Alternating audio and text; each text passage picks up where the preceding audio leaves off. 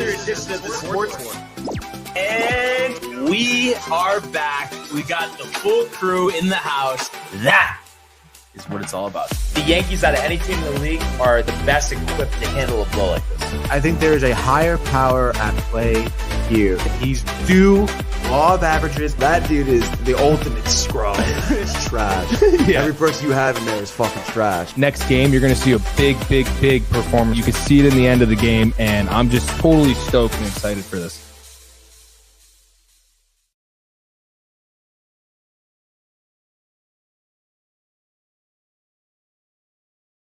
Another edition of the Sports Port here on a Wednesday, and today we have the Barnes, Tony, and Zach show here. What's going on, gentlemen? Nothing much. Dude, Sorry. not much, dude. Did you kick out your cable, dude? No. I really didn't. Which is very, 1 2 1 2 1 2. I'm getting a very weak 1 ear. Am I sounding good? Yeah, you sound Okay. great to me. I mean, dude. I guess. Oh, there we go. We're good. Oh boy, dude. We are back. I'm stoked here to be here on this nice little hump day, dude.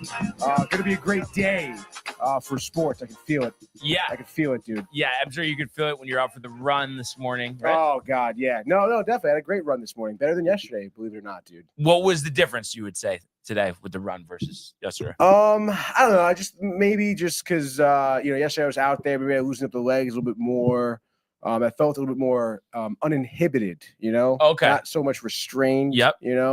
I got a good stretch in yesterday after my run as well. So I would say that's why, because it was a little bit, with the cold weather, I took a little bit break after Vermont too, kind of rested.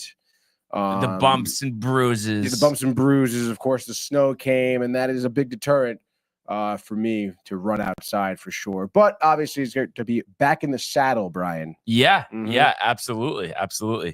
And it's an interesting conversation. I wanted to loop you in on, Zach. It was kind of the theme, of the Open yesterday, and this all started because we had Josh B and Kev Do in studio on Monday. Mhm. They made the trip, and afterwards, I went out with them for pizza, and we went to Sally's in Fairfield, and they were like really impressed with it. Really enjoyed it, and it just kind of got us going on the conversation of like the best, pizza places in Connecticut. And me and Tony did our top 5 yesterday. That's right. Just was curious what your thoughts were about that, like a top 5 Connecticut pizza places. I could give you a top 3 off the top of my head. Wow. Okay.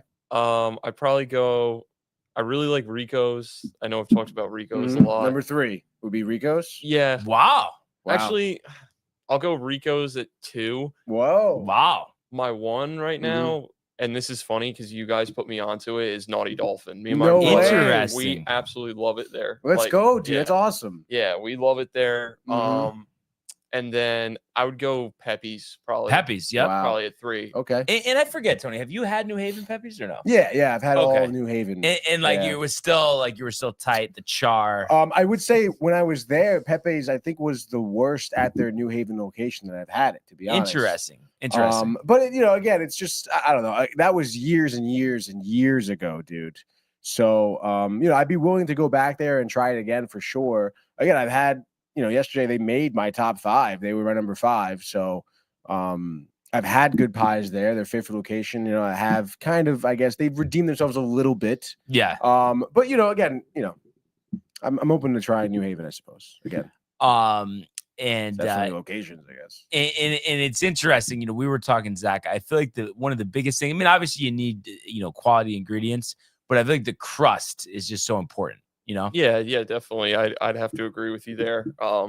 I like to have it like well done, because I just feel like it brings it to another level as opposed to just getting it like the basics. So, What do you get from Rico's? Like, what's your go-to there? 'Cause I've never been. I get the hot oil a lot. Okay, just really really straight good. up. Yeah. It's like bar pizza. It's similar to Colony. Colony, right? Yeah. Yeah. But yeah, I don't know. I just think it tastes better than Colony. And All it's right, interesting that's you right. say that though, because I had a little run with Rico's, but I think the Colony crust tastes better for some reason. I feel like the Rico's crust is very thin. Almost reminds me of Southport with the flavor of it too. Really? Like not enough butter. I don't know if you noticed that at all.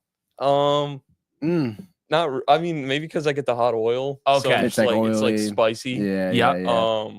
But yeah, I don't know. I just like them too because they have wings too. Their wings are really, really good. So Yeah, there's no, like variety. There. And I do like too that you get more topping variety. You know, Connie's very, you know, just straight, you know, bare bones in terms of the toppings. Did one open in like Westport recently? Rico's, yes, right by the Black Duck. I think. right by the Black Duck. Yeah, dude, because I passed by it the other night. Yeah, and I was like, oh, yeah, Michael, and I got it's a huge, it's a big building too, huge. I'm like, geez, dude. So Michael and I got to try that place. You know, one of these nights. And then I think there might be a Norwalk one too. Like they switched because they had one in Norwalk that was right off of Connecticut Ave, and they switched it because it was just like a to go. Oh, and now they have like the full bar and stuff. Okay, which you know I do like the environment, the bar, the beers, the pies and stuff. Yeah, I do not like that. But yeah, I don't know. I don't know if it's like I just had Colony first, but I just think the Colony crust is just a little thicker.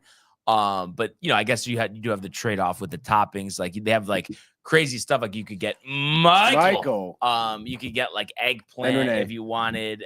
Renee. Good morning. Good morning, everybody. Stuck in there, Renee. Yeah. You know, grilled chicken. You know, stuff like that. But I'm guessing Colony just doesn't like expand to more toppings because like keeping the overhead down, right? I mean, you would think it's all a cost basis thing. Yeah, I guess so. I mean, I guess they run a pretty tight ship over there. Like even like broccoli, like you know, some people like broccoli on their pizza. Like it's like they don't have those options. Yeah, you know? no, they don't even have fucking plates, dude. Yeah, or utensils. Well, I mean, they do. Yeah, they have paper plates. Paper plates, and then I mean, you're using utensils with a pizza. I mean, come on. I mean, salad pizza. I've seen people in Connecticut you do that a lot, and yeah, salad pizza. I honestly used to do that. Just ridiculous, but only because I don't do it ever. But I'm saying I used to just because sometimes like the pizza would be really hot coming out, so I didn't know like what else to do. But it's cheap, basically. It's tough. And I mean, I feel like Tony, you're about nostalgia. Like I feel like you go to the Peppi's in New Haven, they got the pictures of the old presidents on the wall eating there and stuff. The Yale grads, right? I mean, you know me about New Haven. I'm not buying it. Okay, dude. You know, I've been there like quite a few times. Now, where else have you sat? I've sat at Sally's. Okay. I've sat at Bar. I guess not at Modern. Okay, Modern is actually where we went the most growing up. And I honestly, Modern's pretty good. I don't know if you've had that one, Zach. I have not, no. I'd have to try it again, but I'll still stand by Sally's being the better pie, I think, over there. What's the street called? Church Street? No. Gotta look it up. New Haven, Lame Street? No. But I will say, when Mike and I went to Bar, I mean, it was kind of a laughable pie, to be honest. And that was the second time I went there for specifically dinner, not just like, I had Isn't slices. it Worcester Street? Is it Worcester Street? It could be, dude. Lansdowne? It's Worcester Street. In any case, I think Bar was by far the worst experience, dude. I don't want to hear about your mashed potato bacon pie. We had the plain, and I was rolling it up and eating a slice in one bite. Now, you don't like mashed potato bacon at all, or just from there? Of course I do. Like, who doesn't like mashed potato bacon on bread? It's different, though. I have to say, I did like theirs, but I never have it. Like, I've only had it just when I used to go there, like go out and stuff. I mean, it's not really pizza. Well, I mean, it's mashed potato and bacon with cheese on bread. You're saying just because they don't have the marinara, right? Well, it's not. I'm just saying it's not like a traditional pie. You know, you still got the mozzarella. But if that's what you're clinging to, like what kind of pizzeria are you? Wow, right? Yeah, I mean, but I think they have everything. I don't know. Have you had Bar, Zach, or no? I have not. Mashed potato bacon pizza I have had is from Brewport, which is pretty solid. Brewport's surprisingly good. For some reason, I thought at one time you were tight about Brewport. The first time I went there, it was not good. But again, that was like my senior year of college. Okay. They didn't have any TVs. It's not in there. Is not a great experience. To be honest. I think for it's sports, but you know what? For anything, for really. sports. But I think if it's like I don't know, it's like a day like today where there's like barely any sports on, and like you just want to get hammered and have some pizza. It's probably fine, right? Or like a summer day, you want to be on the patio. Like something like that. Well, yeah, it's the thing. Like you're fucking in the on. middle of Bridgeport. Yeah, that's true. Okay, so it's not really the best location to be in. All right.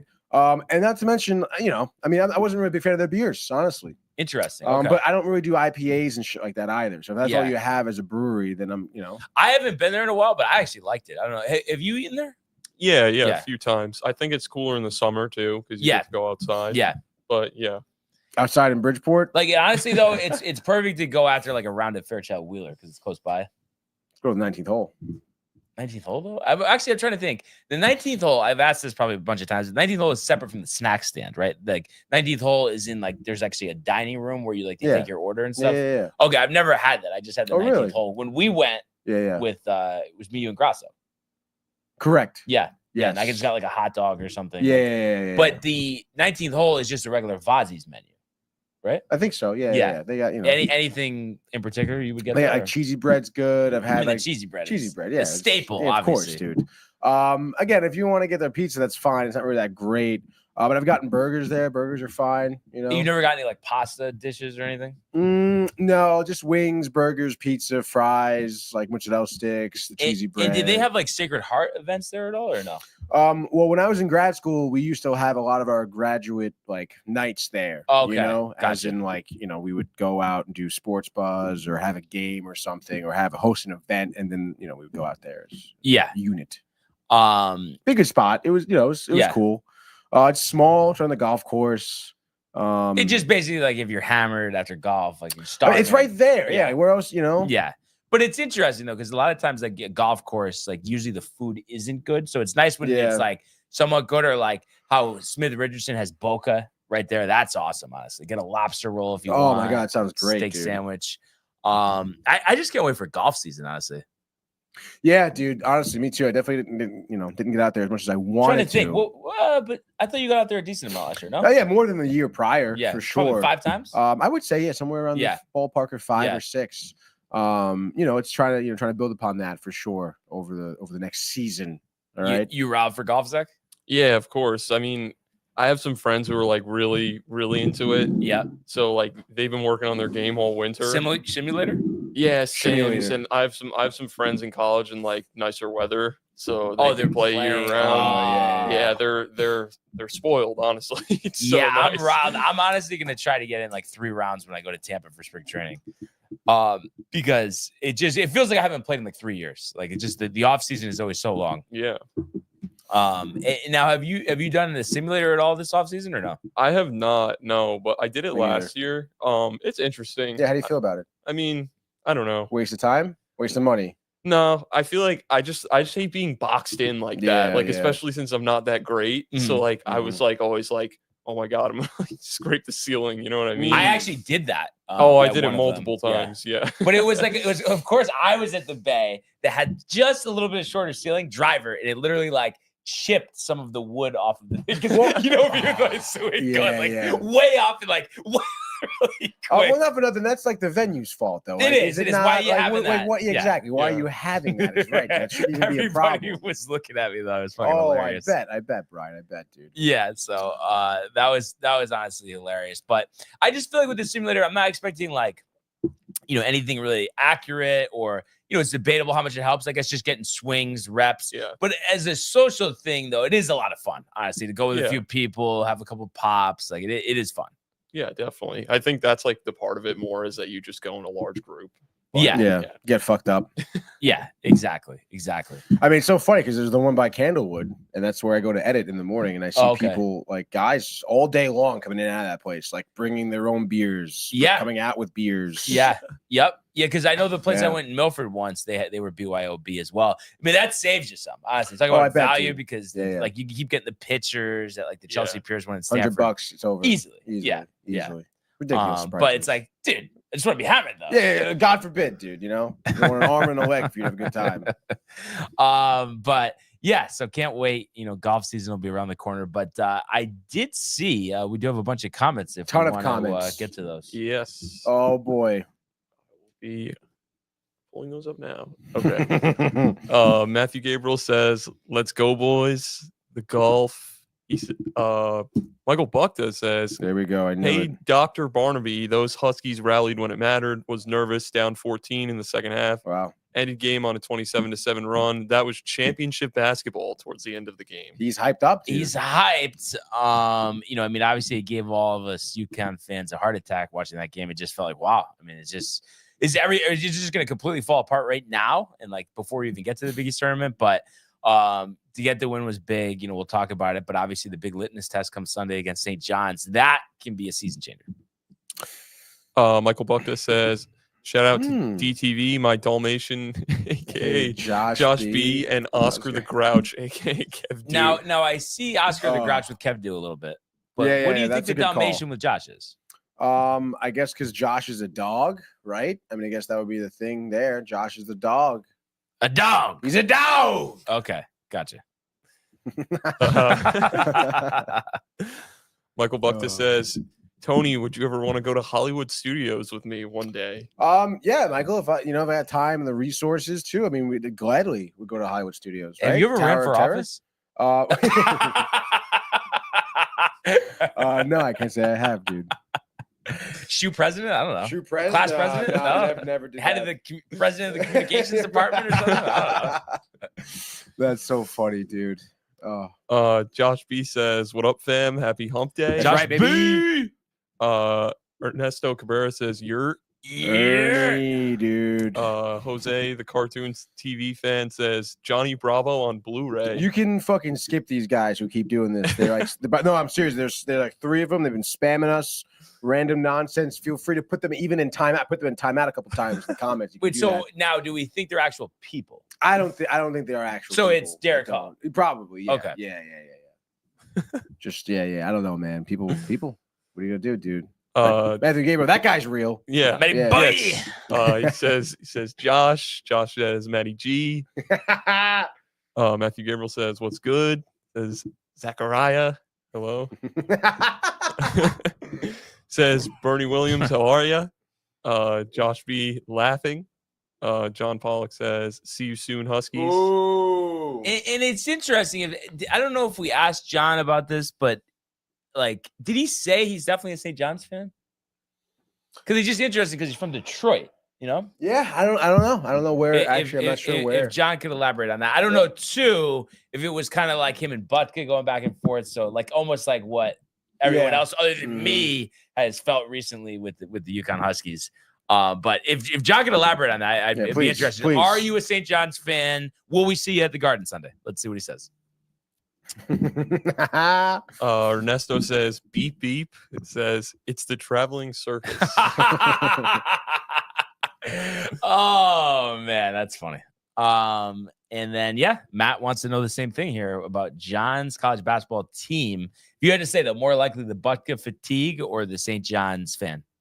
I think he's a St. John's fan, to be honest. But right, I mean, we talk about Domac's mix, like straight Detroit, and then a college team in New York City. Maybe as a New York tie or a tie to St. John's or something like that. Yeah, you know, there must be something needs to be connected there. Yeah, I'm sure Jumboy will give us some insight on that when he can. But so a lot to get to. But as we usually do on a Wednesday, we're gonna start with the PGA Tour here. And there was the triple header of the TGL last night. I don't know if you guys saw, but I guess, and I had to say, I don't understand this. Like, I get, like, you know, for instance, like abbreviating stuff, like when you're playing basketball, sometimes it's 14-13, you say 4-3, like whatever, which I never understood. It's like, is it really that much harder to say 14-13? But so Tiger, he had a par 3. They gave him the distance of, it was a 199, but the caddy or whatever said 99 because I guess when distances are obvious, you say the last 2 numbers, which again, I don't understand that. Then he hits a pitching wedge 100 yards short. I don't know. I just had never heard of that. I don't know if Zach, you've heard of something like that. Like, what sense would it make? It's a 199 shot, but we'll say it's 99 because you should know it's 199. I don't know. I guess it's just one of those like terms of the game where it's like, you know, insiders like know it. I'd never heard that, so I just would say 199. Yeah. Like, that doesn't make any sense. But even the basketball with the 14-13, right? Like, why 4-3? No, I do that. No, but well, if you think about it, though, it's not. What is it saving you? A quarter of a second? Hey, listen, timing is everything. Okay, dude. Timing is everything. Time's money. Exactly. 4-3 high. What's the score? 2-1 high. Bang. But Ryan doesn't like it. And I forgot. I'm sorry. I was like thinking about a bunch of stuff. And no, I was listening to you. But then you do that, Zach, or no, with the score of basketball? I've never done that before. You've never done that? No. Okay, yeah, because LA Fitness, you know, it's try it next time. It's a big theme there, but and it's interesting too. I could be wrong. I don't think Tiger's Jupiter Lynx team has won any of the matches so far. Probably because they're giving the wrong yardage. That could be. Like, what the hell? Have you just seen like highlights, Zach, or have you watched a little bit, or more highlights? Really? Yeah. It's funny though. Like I was in class the other day. I guess there was one going on during the day. Yeah, it was a 1, 4, and 8. Yesterday. And there was like a row of laptops in front of me. People were watching. We're watching. Okay. Oh yes. What class was this? Tony's class? not one of your classes. Trust me. Yeah. It's funny. And what do you think? I mean, I know we're still early on, and I think like the season, the time of year that they do it'll change. But you think it's gonna have legs? Like, you think it's gonna end up working out or no? I think if they just keep it strictly to winter, yes, because I think that obviously there's golf fans who are year-round fans who want to watch something live related to golf. So I just think that if they keep it during this time of year, Yeah, it just, to me though, it is a little, and I think it ends like right before the Masters, but like it is for me, it's just a little odd though. Like, we do have some big events, like I think it's going on during the Players Championship, and then obviously like we just had a few signature events, the Century, Pebble Beach, and then the Genesis last week. So to me, it is a little odd though that it coincides with it. I mean, I think it should strictly be almost really like not that far after the fall season starts, because those are the events that like nobody is really watching. You know what I mean? Like, now you're kind of double dipping, and I don't know, I guess it's extra income for the players, but it does seem like a lot. Like, you know what I mean? You're at an event on a Monday, and then you got to go fly out maybe across the country on a Thursday. I mean, I know the West Coast swing is over now, so it'll be a little different, but yeah. I mean, I guess like the concept is like, well, it's not technically real golf and it's lighter, but they're still working. So it's like, I don't know. I feel like, are they really working though? I mean, I don't know. It seems like they're trying. From what I saw. Yeah, I guess so. But they're not walking all weekend. Yeah. Yeah. I don't know. I mean, I would really question how long this league could really make it though. Yeah. I don't know. Like, what's like your over under for like years or 3? Okay. Because I mean, I think tickets are like 150 to go there. I don't know how many people fit in the SoFi. That seems a little steep. Yeah, but I guess it's live events. And you get somebody like Tiger. Obviously, the ticket price goes up. I wonder what the atmosphere is like. I mean, it does seem on TV to be pretty fun. Yeah. But I'm just saying, even like the lead up, until they start. I mean, is there like an MC out here? They throw in T-shirts, 50-50 raffle. Like, I wonder what kind of stuff they have going on there to make it, an experience. Yeah. But they don't they're not traveling, right? Well, yeah, it's just at SoFi. Yeah, Jupiter. Jupiter. I don't know if it's in Jupiter. I should actually look that up. But I am seeing on here, if the final, which will be a best of 3 between the two teams, goes to a third match, it's going to end the last week of March. So it's like literally like 2 weeks before Augusta National.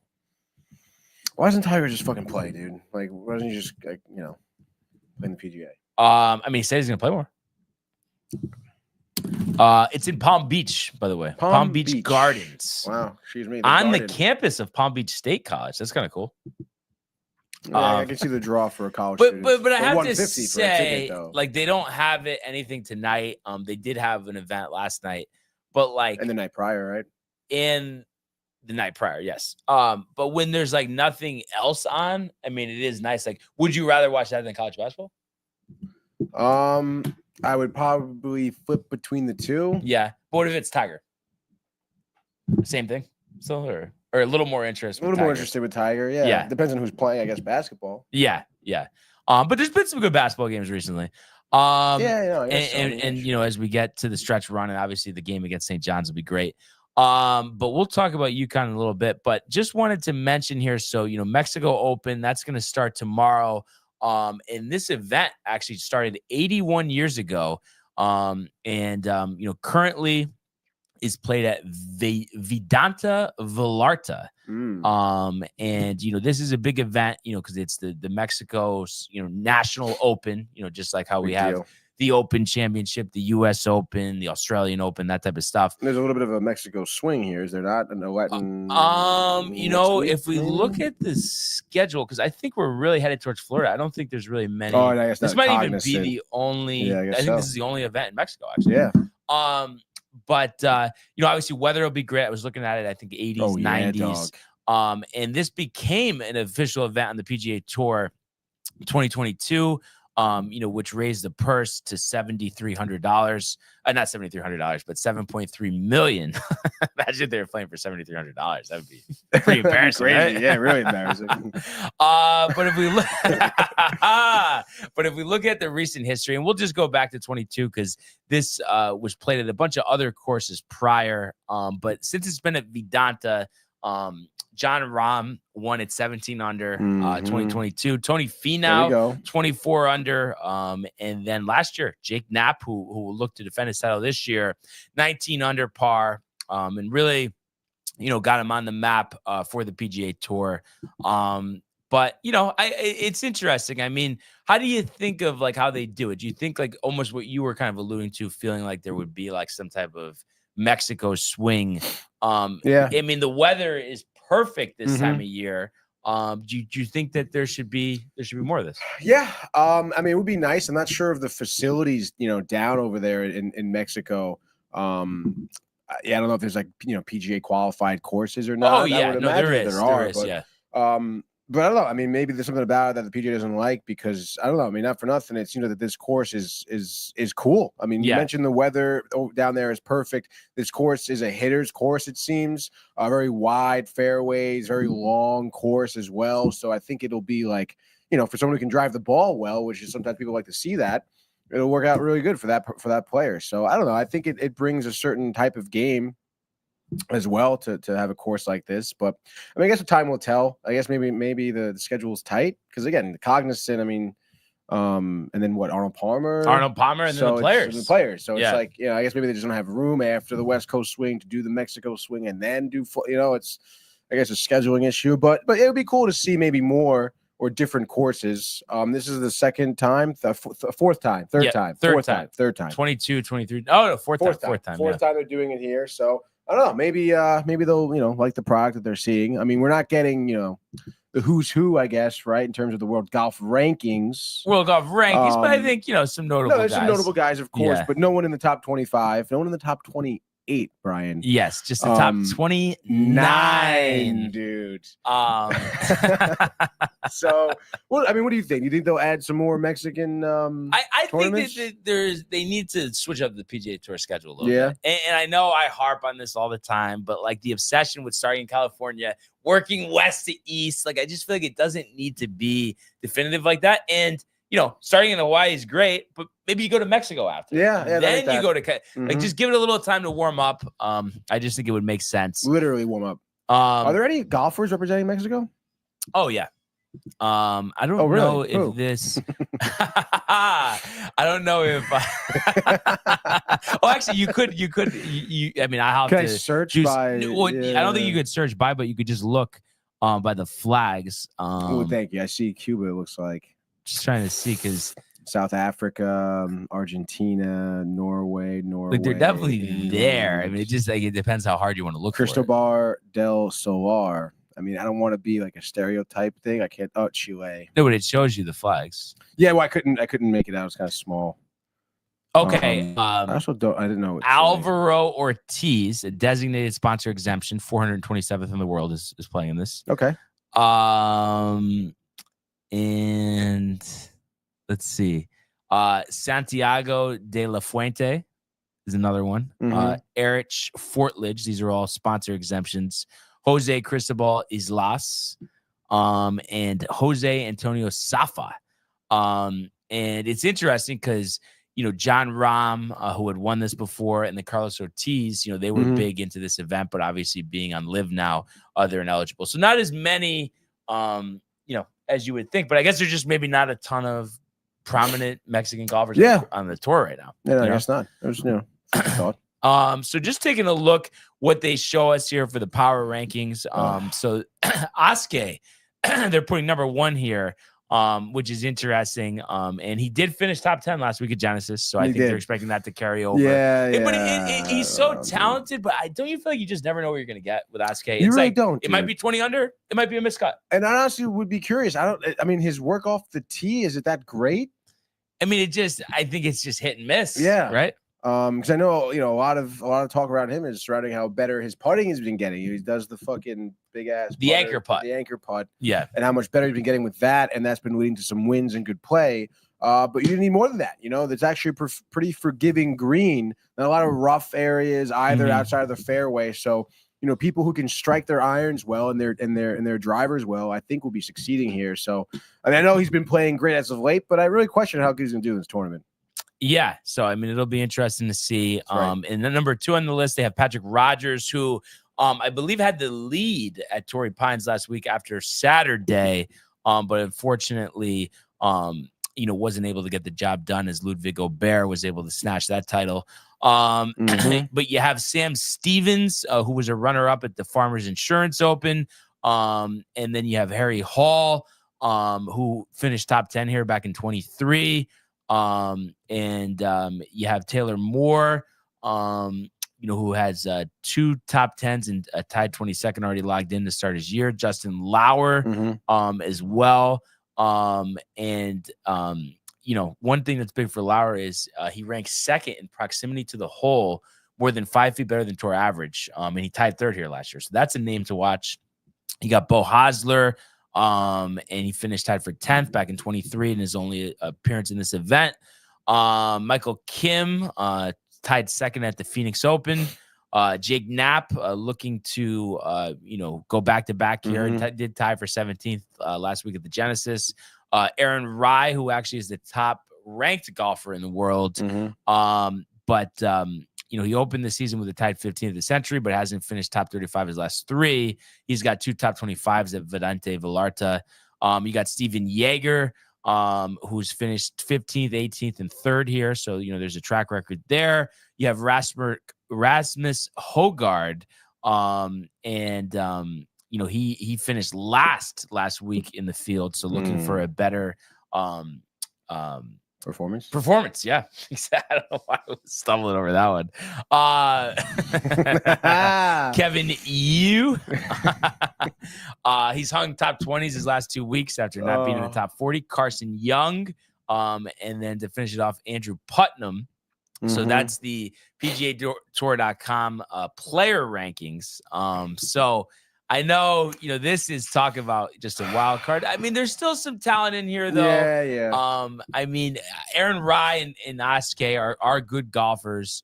And then who I'm riled that's in this tournament? Just take a guess, Tony. Grizzled vet, doesn't always play on the PGA Tour. You should know it. We always talk about him. We always talk about him? Yeah. Grizzled vet.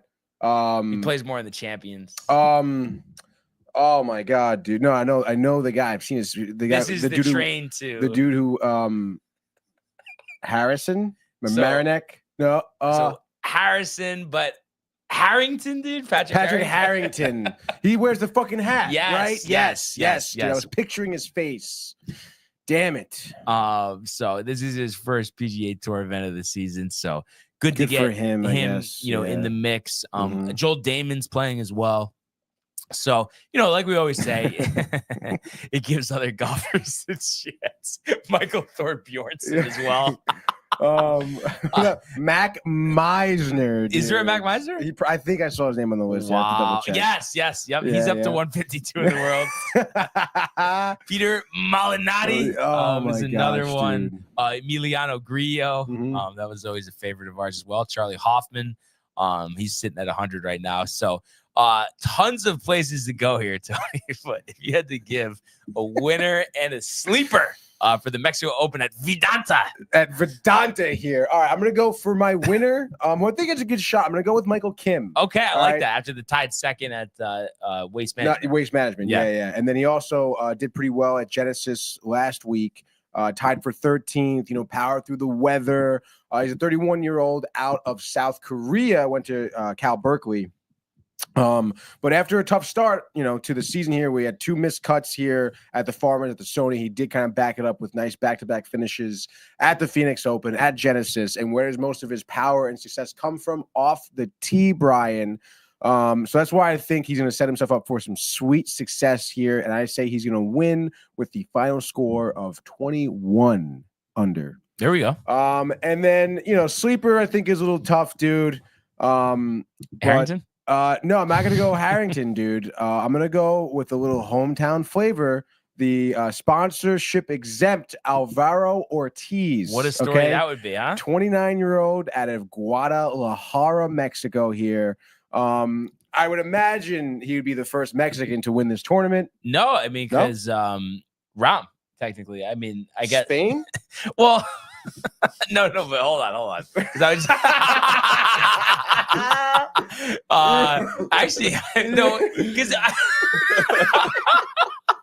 no, Sebastian Vasquez, 2016. But no, he always, I don't know. What was it? That wasn't at Vidante. He'd be first one to win here. At Vidante, but you're Okay. searching for it at that point. You're searching for it, John Ross. No, but he dude. always said because of, like, I don't know, the Spanish culture that it meant a lot to him. So that's why but I get it technically. But he went to Arizona State too. He's not from Spain. Get out of here with that.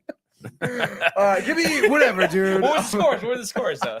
I would stick it at around. I would say you have to go above and beyond 23 under. Have yourself a day, dude. Okay, and then what was Kim was at 21 under. Kim was at 21. Yes. Okay, so I'm gonna go. I just liked seeing this in the stats here.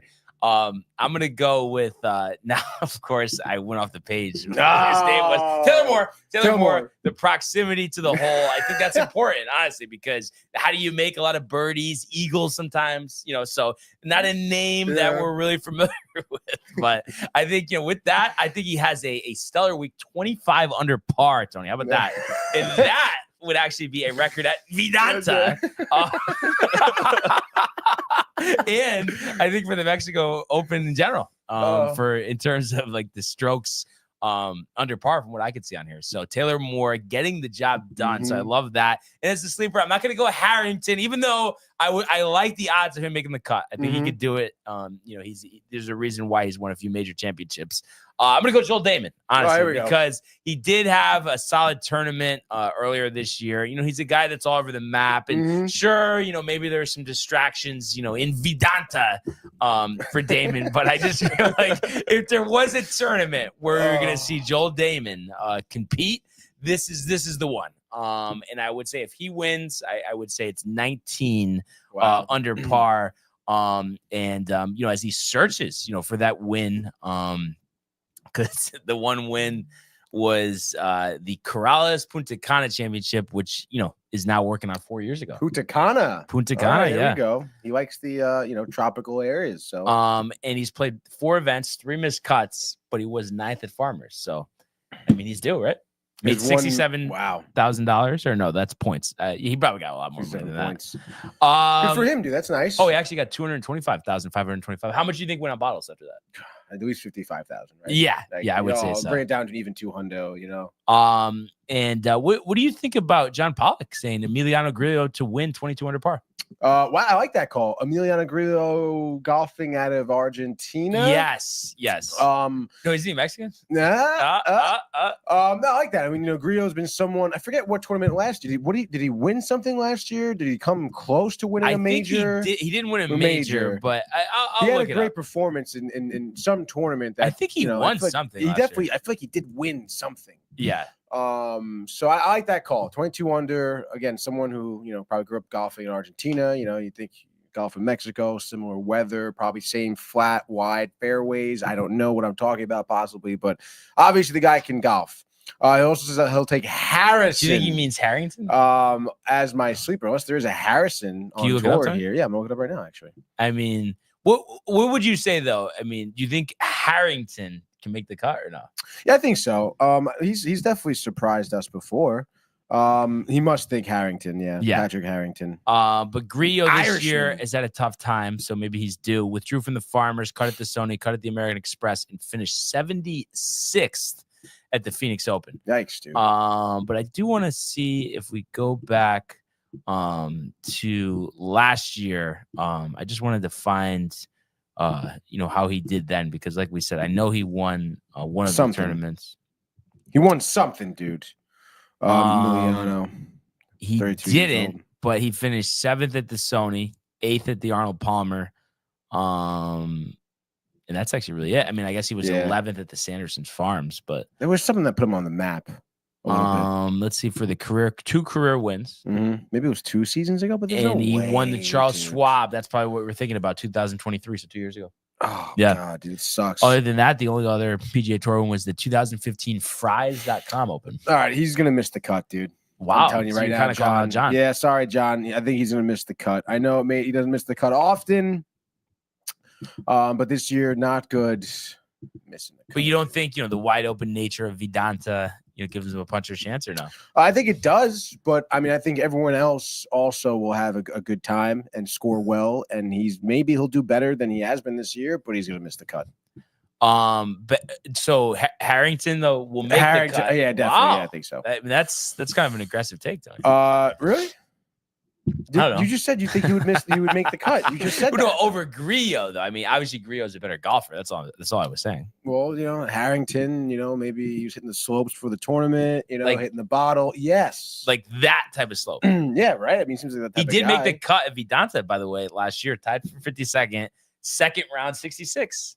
Here we go, Caught dude. all of his other PGA Tour events, but the Open, which remember we were around, yeah. he finished tied for 22nd Yeah. last year. So I mean, he does have it in there somewhere. He Mhm. played the Cognizant Classic last year as Yes. well. Was He's cut. just very selective, Yeah. with the tournaments he decides to do well. So that's But fine. give me a Harrington prediction here.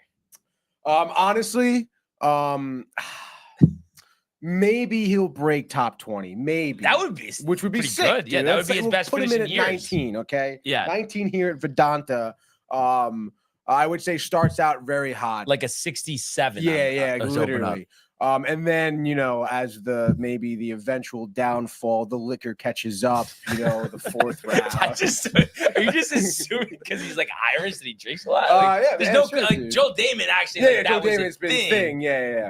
But Harrington, I don't know. He's a Um, family man. No, he's you like a know? great guy, honestly. Very Yeah. stand-up, straight guy. But I'm just, again, maybe he likes whiskey. I don't know. Come on. Guinness though, right? Irish. Yeah. I would think. They have Anyway. Irish whiskey as well. Yeah. No, that's true. That's true. But yeah, no, I'm sure, again, it just seems like, those tropical places he does well. So he must, be having a good time. Yeah. Right. Yeah. And Zach, you said you're just kind of like the majors you like watching, or Yeah, like this one I really couldn't tell you. Like I don't know. Just hope everybody has a good time at Vidanta. no, but I'm saying for the majors though, like you get kind of into it, or is it like just the Masters more so, or like what No, would you say? yeah, like the big tournaments definitely I'll be watching. Like me and my friends will all watch. Because I always say, like, with just watching the Masters, like, even if you don't like golf, like, just watching the course, you could just watch it for hours. Yeah, like, yeah. It's just so And I mean, beautiful. the coverage is so accessible. Masters.com all day, dude. Yes. Bang, it's right there in your face. And there's more CBS coverage than ever this year, I guess, because they're That's using great. Paramount or something. But Yeah. Streaming services. But no, that's always a great time. And I forgot. Did you say you have a favorite golfer, Zach, or no? I really used to like Fowler a lot, like growing up, Okay. because I just thought he was cool. Like, Yeah. But I don't have one now. No. Yeah. It's interesting too. I mean, obviously, like we all like the Tiger nostalgia, like would be great, but it's like we're not anticipating that. So I don't know. I don't like. Do you feel like you have a favorite, or is it just feel like you kind of like there's a few guys that you kind of root for? I but guess it's I like, really don't have a favorite. Yeah. I would maybe if I watched more, I would. If I had someone maybe even from like America I would follow specifically, but I don't know. No one really speaks to me, dude. Is there anybody though, like if you had to, that you want to see like just take over the game and like in the next couple of years get to like 10 majors? Like anybody come to mind that already has a couple? Like, do you want to see Scotty do it? Do you want to see Xander do it? Bryson, Brooks. As much as I enjoy seeing Scotty win, because he does seem like a great guy, hear great things about him, I guess I don't really care that much. Yeah. I'm not like, oh my God, I want to take over the sport. I guess really at this point, I'm just kind of rooting for the best golf possible. Yeah. I mean, and I guess maybe I'm coming from a spread the wealth type of deal. I mean, I do hope these guys get I do hope that, Xander gets another major. I do hope that, Hovland or Robert eventually work towards another major, or even Max Homa, who's someone I've badmouthed a lot for his low level of golf, but I guess the short answer for that, I guess I'm not really pulling for one person specifically, at least not right now. It seems so circumstantial with like every tournament. It's almost like every tournament you watch, like brand new storylines, like brand new history to the tournament, the specific golf course as well. But honestly, I think that's what's great about golf is that you don't have to follow one specific player, You could just follow Vidanta. Vidanta, dude. Year 4. And I feel like I always say this, but I do root for the historic nation nature of golf, and just to see guys, because it's just like right now, I mean, how many guys have really won that many majors that are out there? Like Brooks has 5. Rory I think has 5 as well. Does he have 5? I thought it was 4. I can double check. And Bryson's got 2, JT's got 2. Obviously you have Phil and Tiger still playing, but obviously not really competing. Rory has 4. Rory has 4. Yeah. Okay. So there's just not a ton of guys out there that have like a lot of majors. So it would be like, just interesting to see like who's even that next guy. It doesn't even need to be Tiger. Like obviously Phil never reached the level of Tiger, but he was like a really good golfer, winning a lot, So that's what's always interested me. And it's interesting too with Scotty. It's like, do you feel like for him to really kind of, I mean, his pace is unbelievable, but to really take that level where people are going to start saying like, wow, like he's going to be in that like Mount Rushmore conversation, that we need to see him win other majors other than the Masters. I mean, I know it's so early, but I would think, right? I mean, I don't know about necessarily other majors, but he needs to still win more majors. Like he needs to follow it up this year and next year, to be honest. Like he needs major wins in the next couple of years to be like, oh wow, or even in the next 2 major wins in the next 3 seasons. And just keep a consistent level of play, and then you're gonna hear like goated status, Mount Rushmore golfer, whatever. But if he's another guy who kind of slips out of the cracks here and falls down the rankings, which not for nothing, I mean, I'm sure from his standards, his season isn't off the way he wanted to start it. Seems like it's heading in the right direction. No, it does. It does. But I still, I guess he's improved with that putting. The hand is probably a little bit better now. But still, like, odd thing to have, of course, like to Scotty, like a weird way to start your season. Get arrested last season, cut open your hand on a wine glass. You're trying to cut like pasta, was it? Yeah, I think you're trying to like press out pasta out of the dough, but you didn't have a thing, so you used a wine glass and you just like cut yourself, which is so odd. But it just seemed that these weird things happen to Scotty, I guess. So yeah, that'd be my answer, I guess. A couple more majors in the next 2-3 years, and he'll be like kind of goated. Masters or not. Listen, it's not going to be bad if he wins the Masters 2 of the next 3 years. No, exactly. But it's ridiculous. interesting though. If you think about history, there's really not anybody who's won like just the Masters like 7-8 times. Right. I mean, usually there's a couple other sprinkled in. And it's also an interesting time for Xander. Because like forever, he was known as the guy who can't win the big one. He wins 2 last year. If he wins 1 this year, all of a sudden he's in the all-time great conversation. After we just not even a year ago we're saying like, oh, I don't think he's really ever gonna like get over the hump. Yeah, and that's what's great about the sport, dude. Yeah. All of a sudden he's got into the woodworks. Not to mention, like, I mean, not for nothing, dude. Like, I still always forget how in the dark the live golfers are during the during the minor tournaments. And then they show up for majors. And like you said, it could be Phil, it could be Koepka. Who knows what Rahm is putting out, honestly, too. He was someone who, left on an incredible high. And obviously never really has gotten back to that, at least for PGA tournaments anyway, for majors. But still, I mean, that's what makes majors so great, too. Yeah. Kind of does suck that we don't get these guys every week though. Yeah, like, that really kind of pisses me off a little bit. It seems like we're headed towards a resolution. I mean, Tiger, when they had the interview, was saying that he expects it sooner rather than later. But I wonder how that looks though. Is it like live still exists and like they do both? It just like I don't know how you do that. I mean, not for nothing, doesn't live like they're gonna owe all these golfers money, right, with their contracts? No. Yeah. Well, but some are expiring. Like actually, Bryson, I think it's after next season. Bryson and Brooks' contracts expire, so there's talk like, oh, what's that going to look like? But if you had, obviously we don't know, but if you had to take a guess, what do you think a merger looks like? Is it the 2 leagues like by one body, but it's 2 leagues still? And then obviously you could play PGA, like there's no restrictions on that. I guess. It's going to be tough because how could it be like one is not going to absorb the other? Obviously, I can't see the PGA, paying out the live people, and then I would imagine that to pay out the contracts that they owe to the golfers, and then they're going to have just the PGA now. Like it's not going to be just one or the other; they're going to be merged.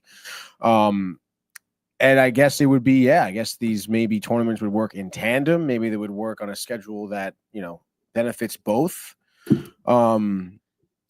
It's tough. Obviously, that's a big reason why nothing's been merged yet, I suppose.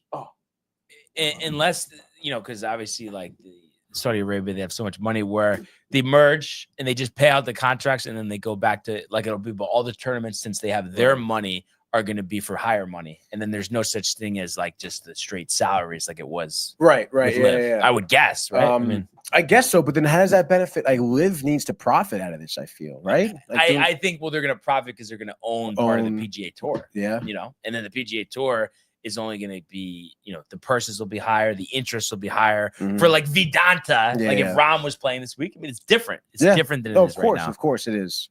So I guess again, I mean, that's probably what they're trying to figure out is how the Live people can benefit the most out of this. Because I mean, I guess that was really the whole plan, right? Is to leverage yourself over the PGA and make a bigger payday. Because again, I mean, no one like you guarantee all this money to all these golfers, regardless. And I mean, are they making money right now? Probably not, right? No, like, there's no way. No. I just looked it up. I mean, it was a pretty. I actually want to get the exact number. Yeah, let's look it up. How much in debt? Operating losses grew to $394 million last year. Operating losses. Yeah. Jesus Christ. Dude. But I did see they had over 100,000 in Adelaide. I don't know if you saw any of that event last week. No. In Australia, but remember, like from like a couple years ago, it's like the only live event where like the attendance is nuts just because it's in Australia and there's no PGA Tour events there. So they were all going nuts, and Joaquin Niemann ended up winning that event. But it was like, and they have this hole called the watering hole, which is a par 3, and they call it the watering hole literally because everyone gets hammered. Like it's like a party hole.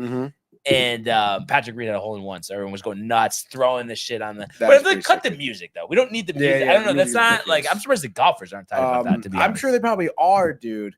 Not for nothing, but at this point, do you think it would benefit the PGA to just wait out Live?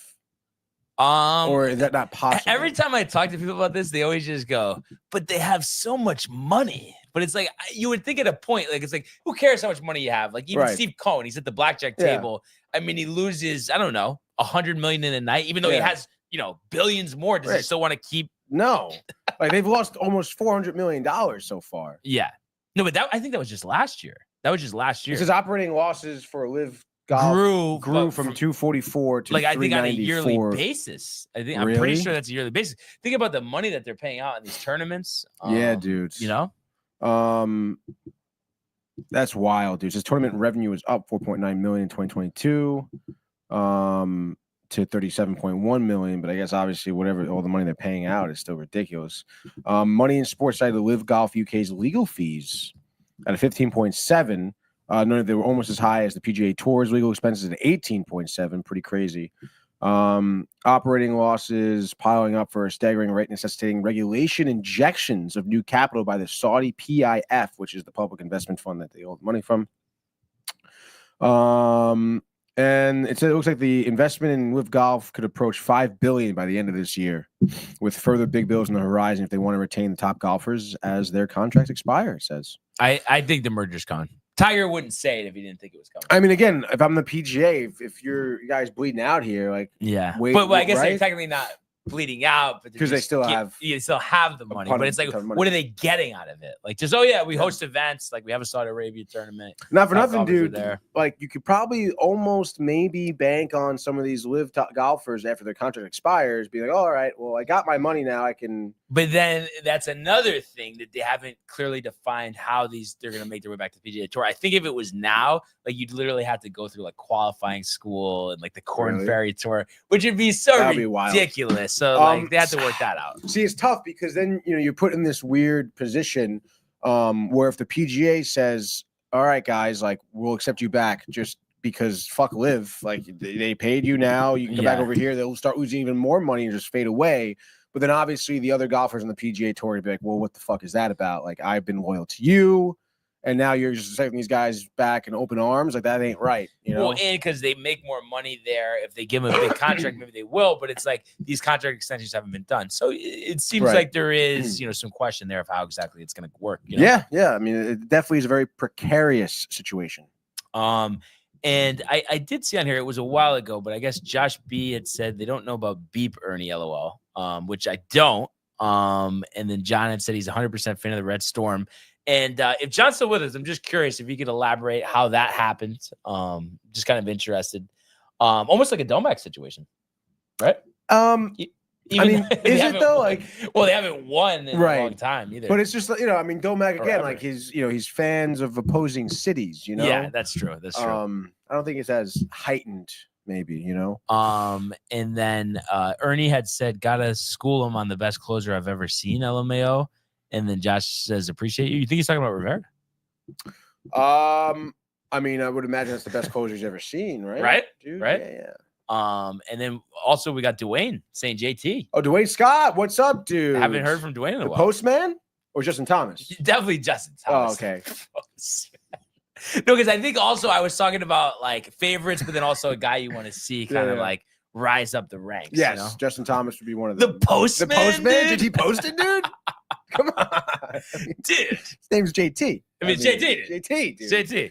And Buck also says, "Bring it on, John Pollock, dude." Oh my great God. to hear from Dwayne, by the way. Yes, yes. I'm not sure where he is, but he's definitely doing some great on-air stuff. I don't know, to be honest. It could be Ohio, but I see him stuff on LinkedIn all the time, dude. Of him like sharing like interviews and stuff he's doing. So he's doing some great work, man. Yeah, happy to see it. No, you love to see that. But you know, let's just take a quick trip to the world of Major League Baseball.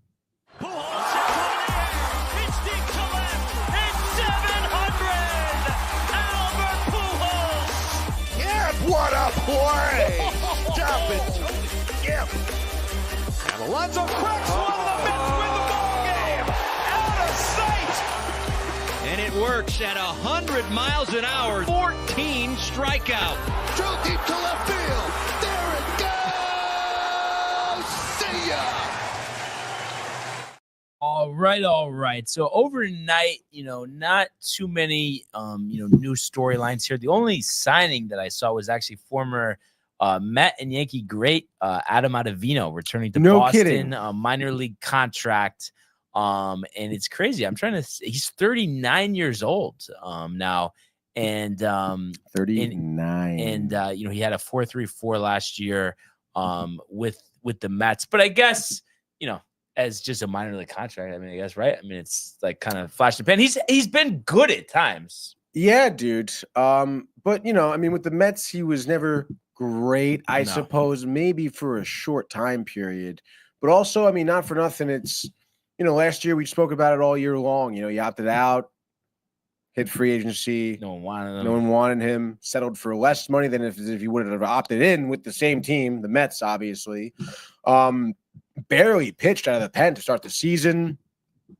Constantly the tight look on his face, the gray beard. It's just. So now we're anti-gray beard on the show? Well, he's I'm just trying to set up here. He's an aging arm, okay, dude, and he's becoming salty. It seems in his older age. Okay. And it's like, could you take a flyer on him? Spring training, minor league. Like he wants to stay in the game. Let him, I guess. The Red Sox, you can probably use the help out of the pen. But I wouldn't put much stock into really anything. Maybe he has an attitude adjustment because he's on a new team, but I would imagine what's the deal? It's like a minor league contract? So it's like it's a minor league, nothing's guaranteed. So I feel like at that point, right? Like, what's his deal, dude? Like just go home, right? Like, shouldn't you just kind of retire? Obviously you're tight, but because you know what it is, bullpen. There's no such thing as like there being too many bullpen arms available. Everybody could always use a bullpen guy. I guess so. I don't know, man. The guy just seems like he's having a tough go at it. Maybe trouble at home with the wife. I don't know. Well, I'm just trying to speculate here. Like, this guy, he doesn't seem happy. You look at him on TV when he's pitching. He does not. He looks depressed. I'm concerned for him. All right. And he was busting heads with Cohen. They obviously didn't really like the way he handled his, I guess, free agency little stint there. And then his play on the field isn't great, Yeah. I'm guessing you're in the same boat, Zach, with Ottavino. Wasn't a big fan with him on the Mets. Yeah, I think like you said, Tony, like for a short time, He was good, Mhm. but honestly, I don't think him and Mendoza were really friendly either. I don't think Mendoza really liked him. He had Yeah. a short leash with him, and when he was not playing well, he'd yank him immediately. Yeah. And you could see it. He was tight. And he started to become like the last guy out of the pen Yeah. if they really needed him, and there was like a 6-run lead they had or something. Yeah.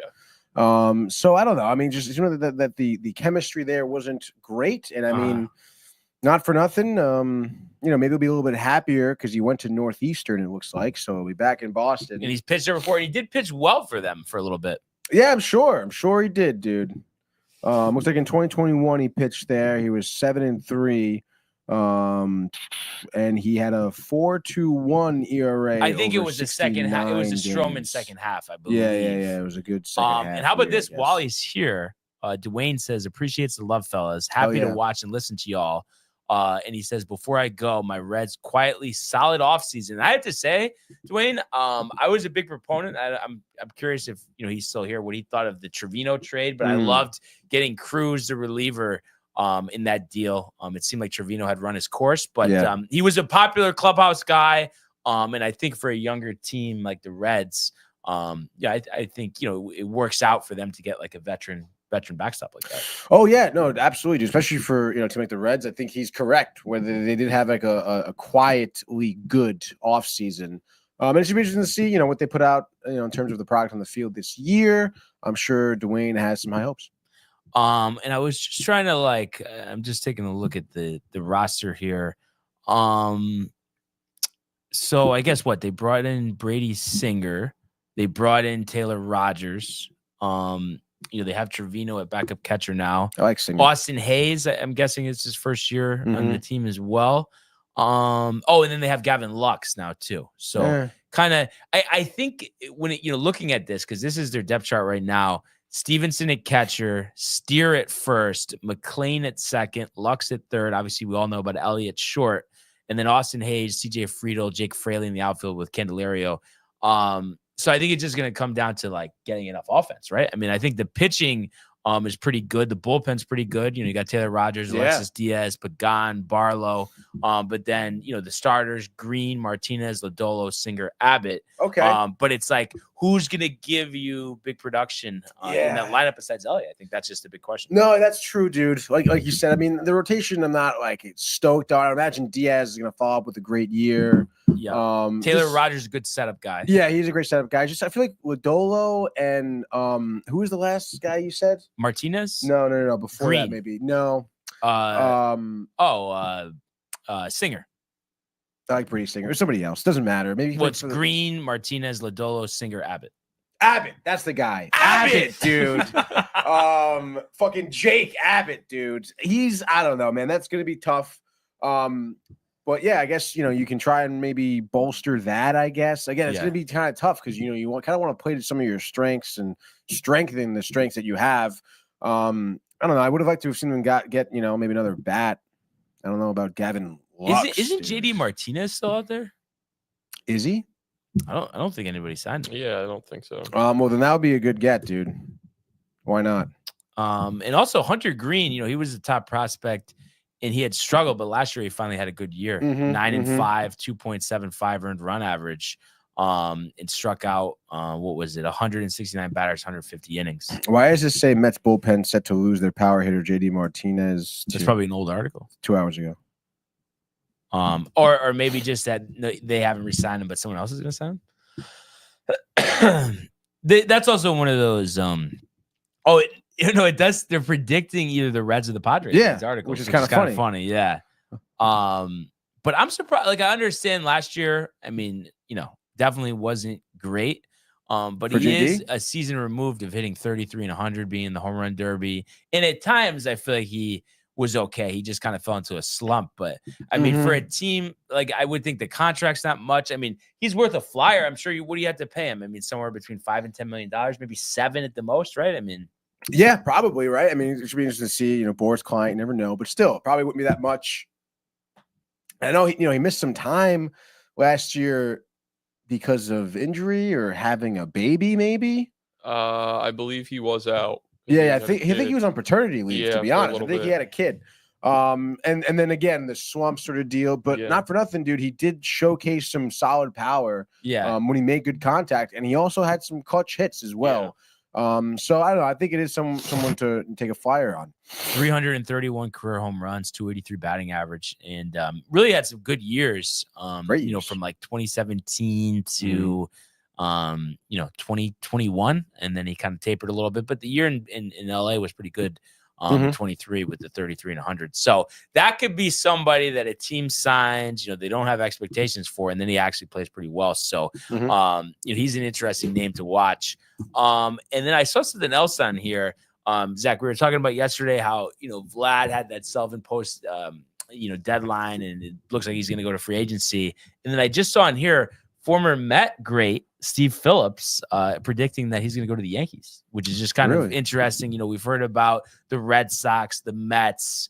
Any thought on how that situation plays out, or it really just depends on like how many, how his season is this year, Zach? I think it's really going to depend on how he plays, but I think he's going to entertain offers from everybody. Obviously, it feels like no Toronto, right? I feel like he's gonna, no. He says he wants to stay there; it's his home, but I think it's the Tony politician in him, right? Yeah, I guess so. I mean, also, like I said yesterday, if I'm Toronto, I don't want him leaving. Oh, I mean, what are you doing? You don't have any building block after that. You really have nothing, dude. And they already have a tough time getting free agents and stuff like that. So, I mean, you said yesterday, they're either going to trade him at the deadline for probably a haul, especially if he's doing well, or try to offer him, the farm, or the house, I should say, for free agency here. But I don't know. I mean, I don't think the Yankees are far out of the equation. I mean, they're gonna need a first baseman most likely. Yeah. And not for nothing. I mean,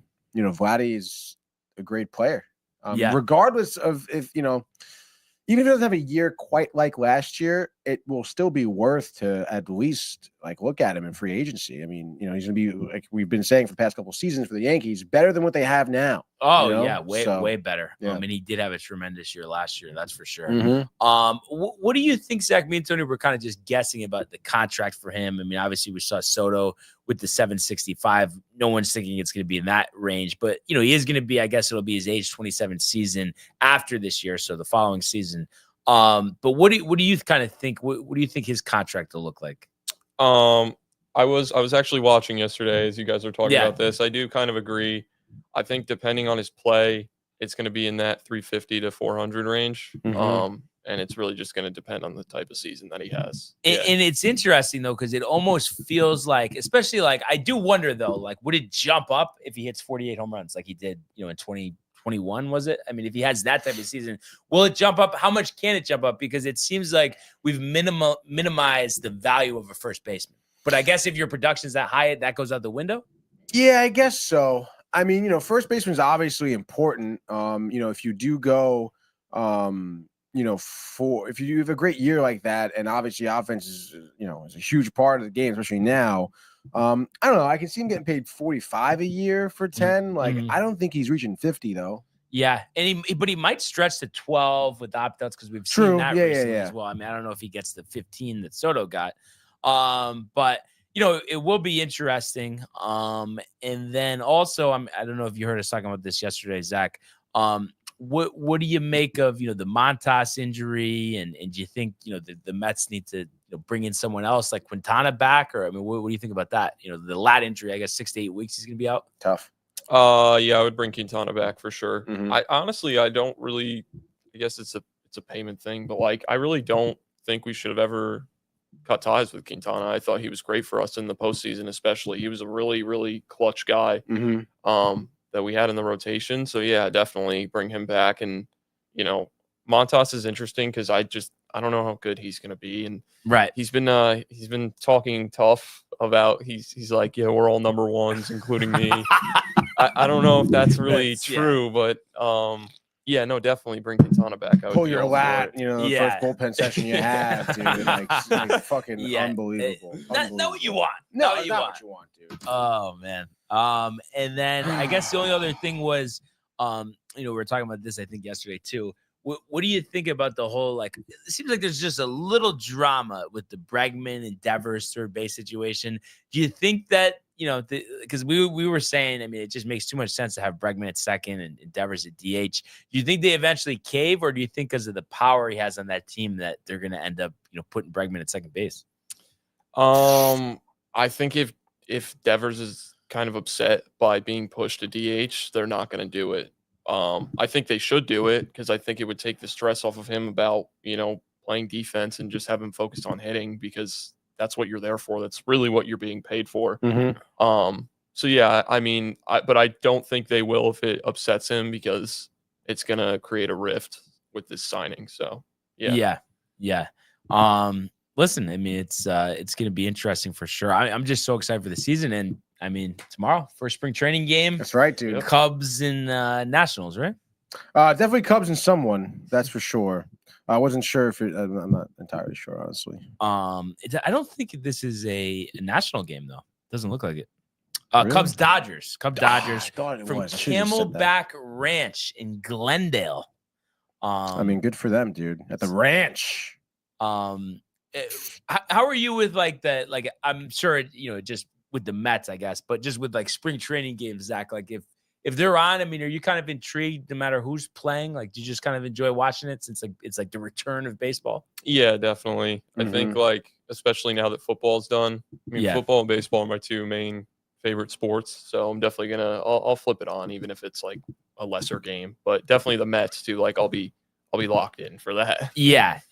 And even this one tomorrow, I mean, I would have probably tuned in just to see what it looks like, Yeah.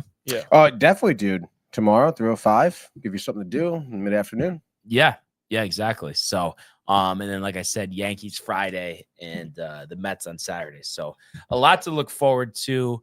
I just wanted to also mention, we were talking about the UConn game yesterday. So the big rally, like Michael Buckus said, they come back to win 66-59 in a game really where they didn't have any control. And it seemed like it was going to be a situation. And on the heels of that loss, to Seton Hall over the weekend, where you were going to lose to an inferior opponent. You were down 8 at half, but they end up outscoring the Wildcats 40-25 in the second half to pick up their 18th victory of the season, 10th Big East win.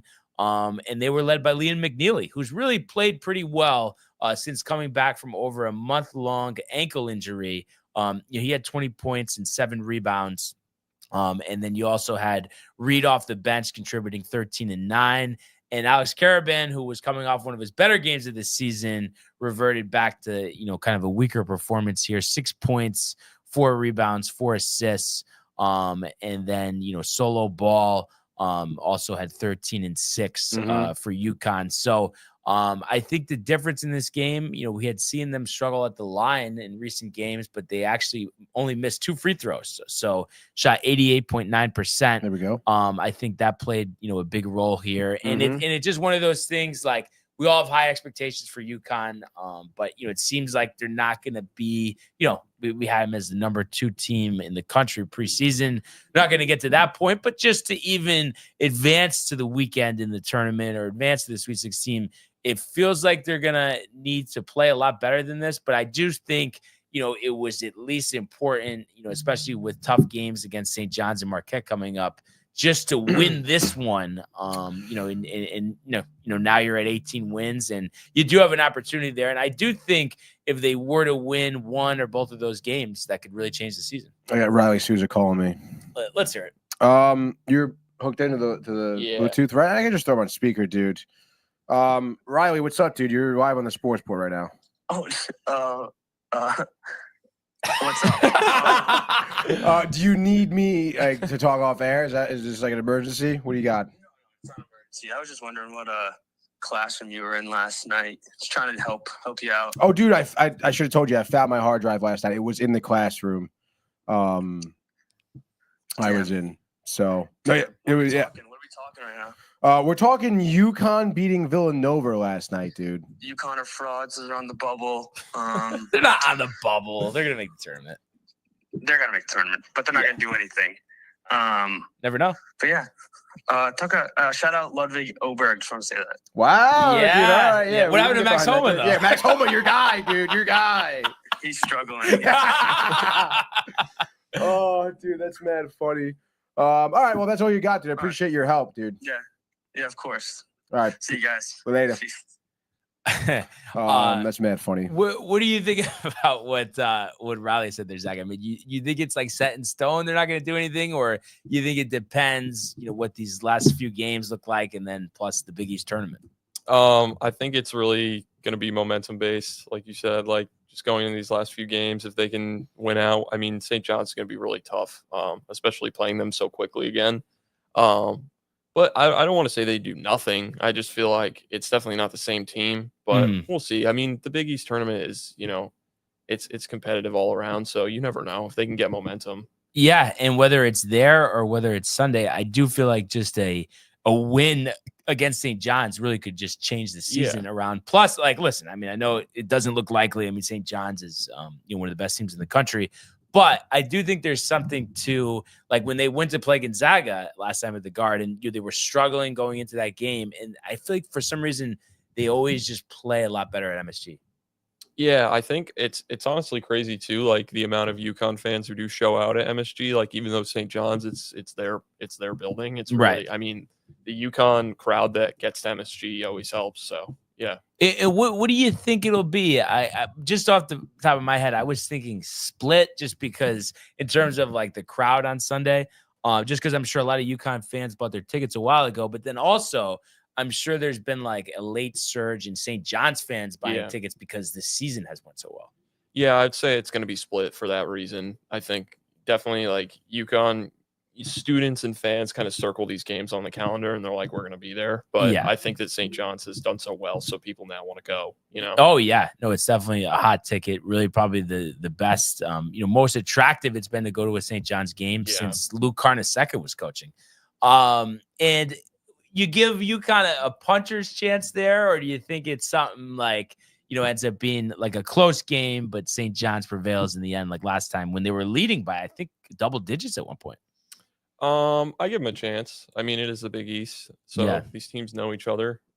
St. John's is really, really good, but I still don't, like I said, like it's the same way I feel about them in the tournament. It's not completely over. They just need to win these games and gain some momentum back. But as long as you have Dan Hurley, I feel like, you're in the running. Yeah, absolutely. So yeah, excited for the game on Sunday, that's for sure. But before we wrap up, if we could just take a really quick trip to the world of the National Basketball Association. Oh.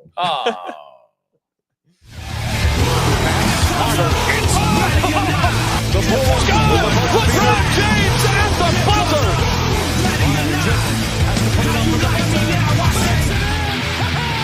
He banks in the three, and the Lakers win the game.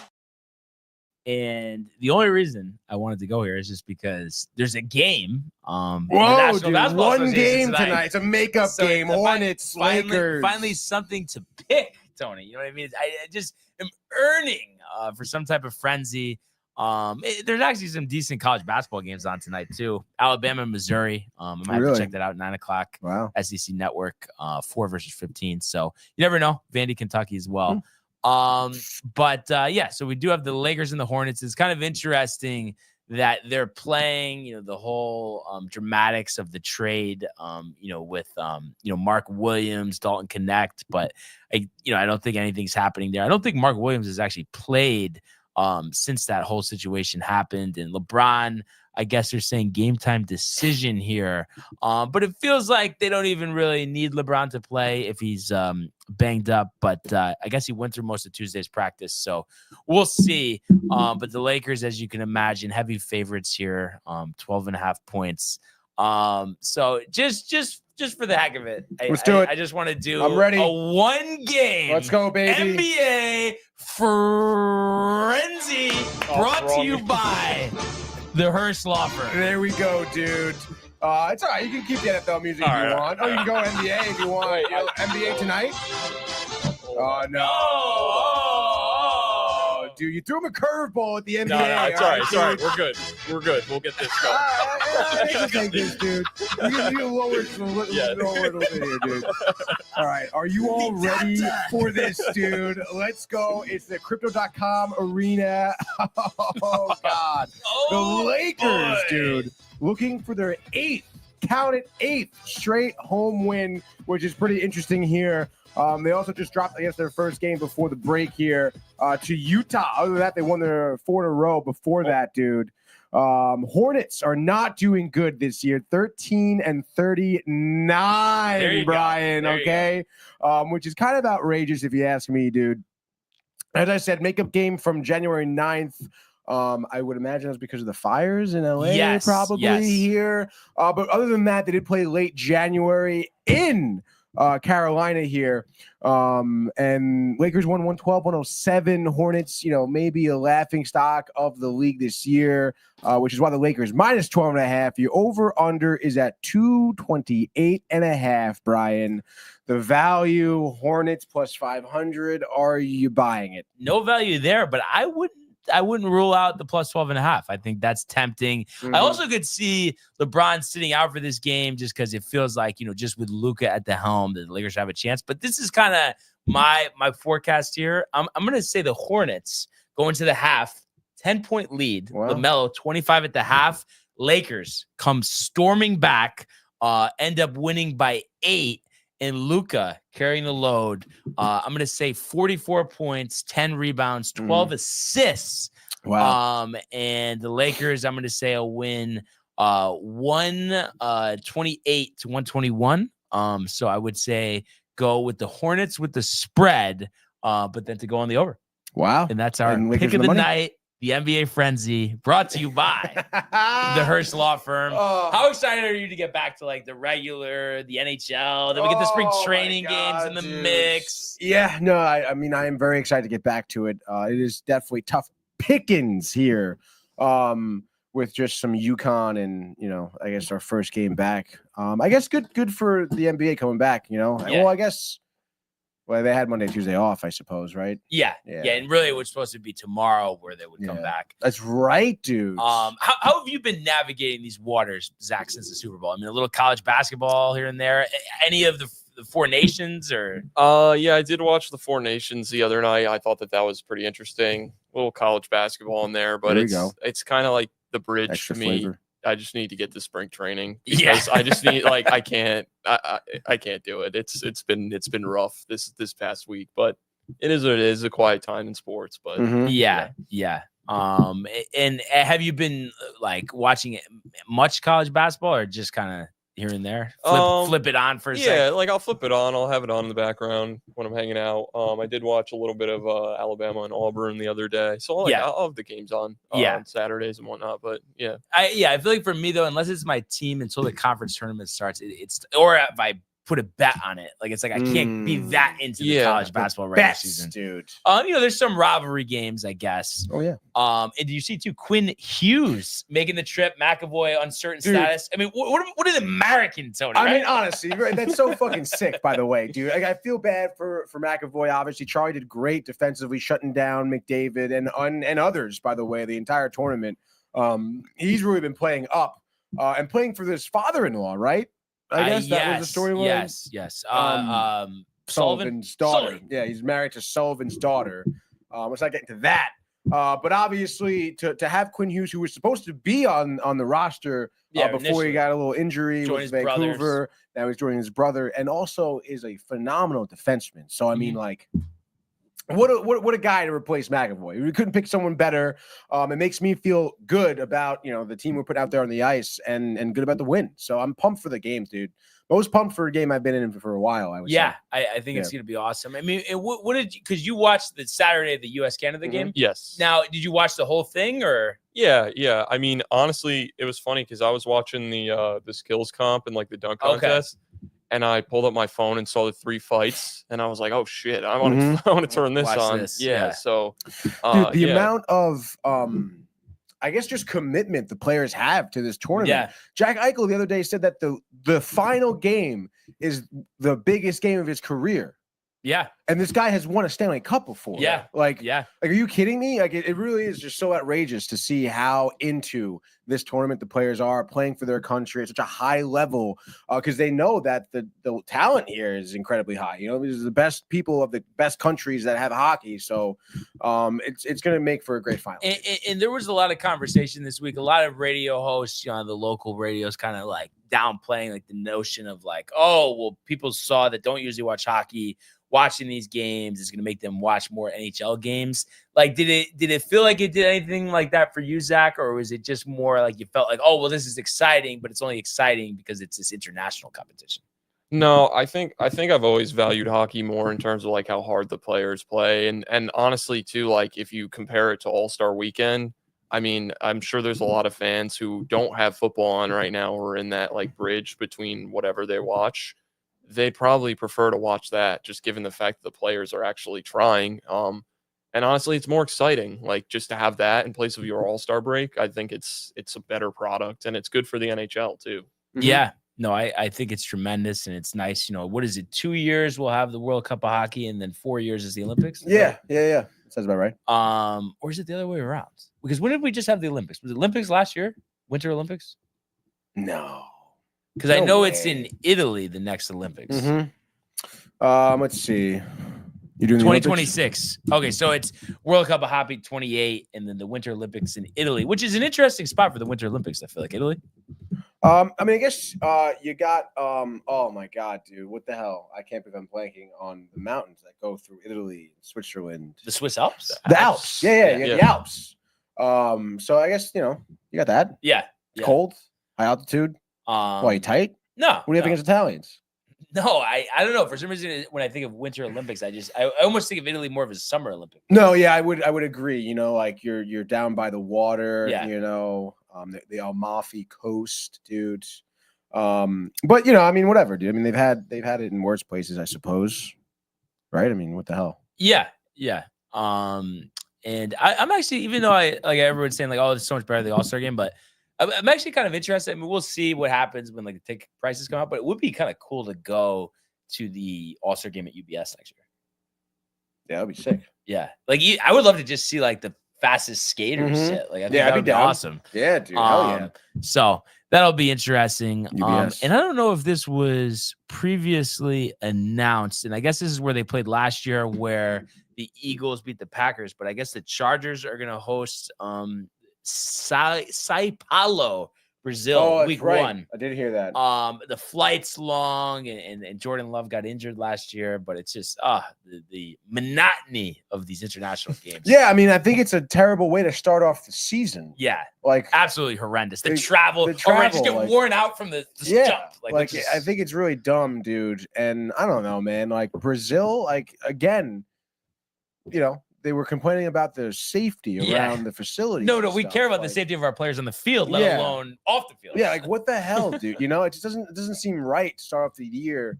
And you know, we talked about it last season too. I mean, these the season ticket holders get gypped out of a home game. You know, like what the fudge, dude? Yeah.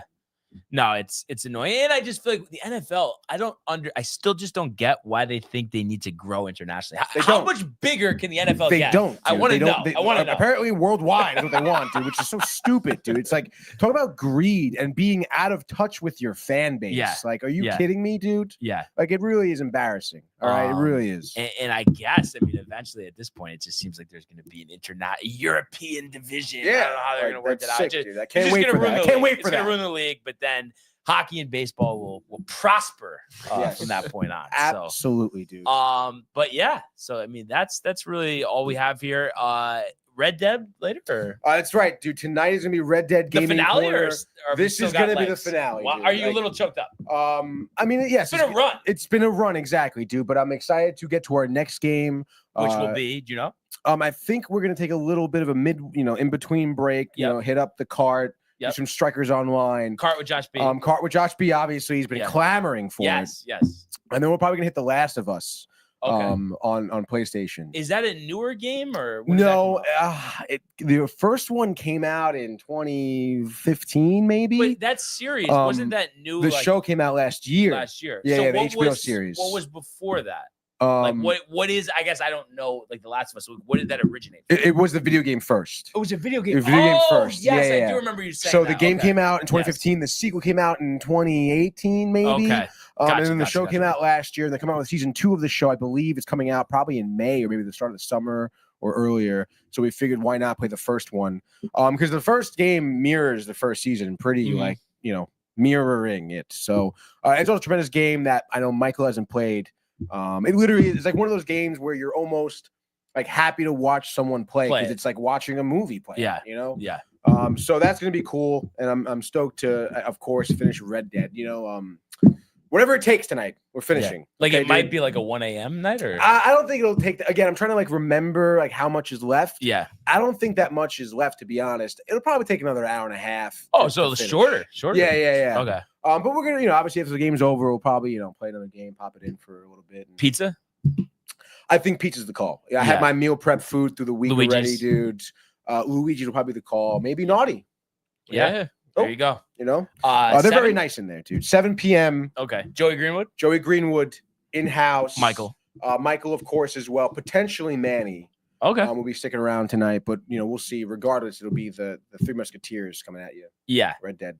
So definitely tune into that. Yeah, dude. But I have to say, great show today. And by the way, on the way out, Michael Bucket says, just got out of a fucking fire drill and it was cold. So I guess Michael, not a fan of the cold weather, like you, Tony. Well, we knew that, dude, Southern California. Yeah. But great show. Great having Zach here once again. And we really appreciate all of you who tuned in and continue to comment, like, and subscribe. All of the archives on the YouTube page, Tony, Michael, Renee, and Jay in costume. The merch at DotTimeTV.com. We want everybody to enjoy the day, enjoy the games, enjoy Gaming Corner, and we will see you mañana.